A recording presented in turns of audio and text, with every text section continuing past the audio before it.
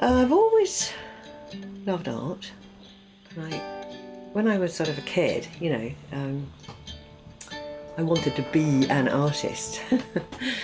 um, I also liked music, so when I studied it was a mixture of both. I did an access course in the local FE college.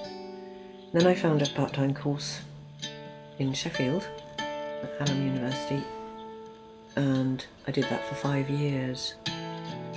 So it was a late start, but everything was sort of going on in my head, and I was very driven. I live in the hills outside of Halifax in the Pennines. This environment in Yorkshire has had a huge influence on my work, I'm sure. My work isn't the sort where I'll go and paint a scene. I'll look around and it all goes in.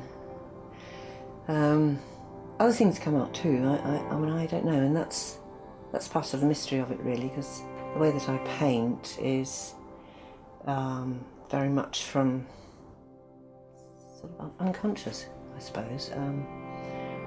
My it sounds strange to say, my aim is to be slightly less in control.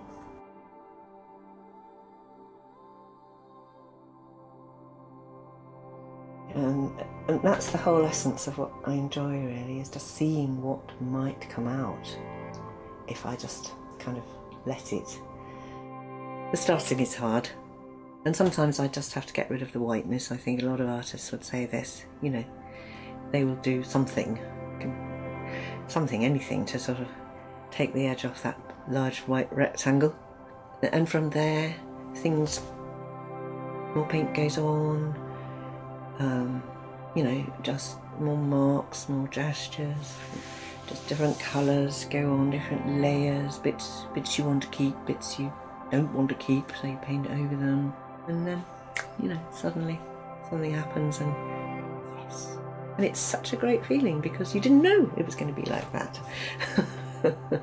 It's just completely exploratory, really.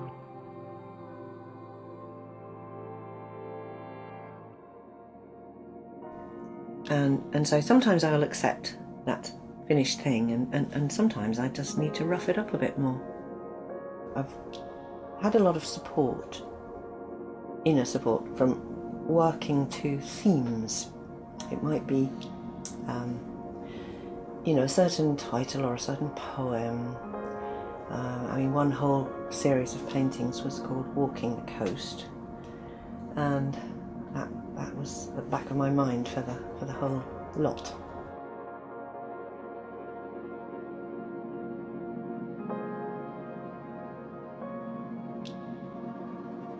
And I made a series of paintings relating to the poems of Emily Bronte, and because she writes from very much the landscape I'm living in.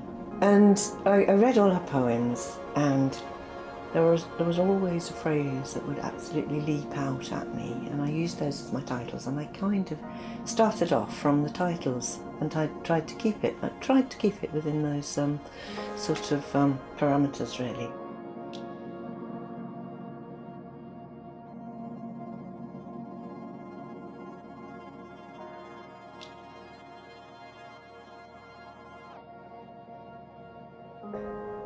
Then I decided that I wanted to abandon all that, really. I started to look at some work, some painters that refuse to have any kind of reference outside the painting itself.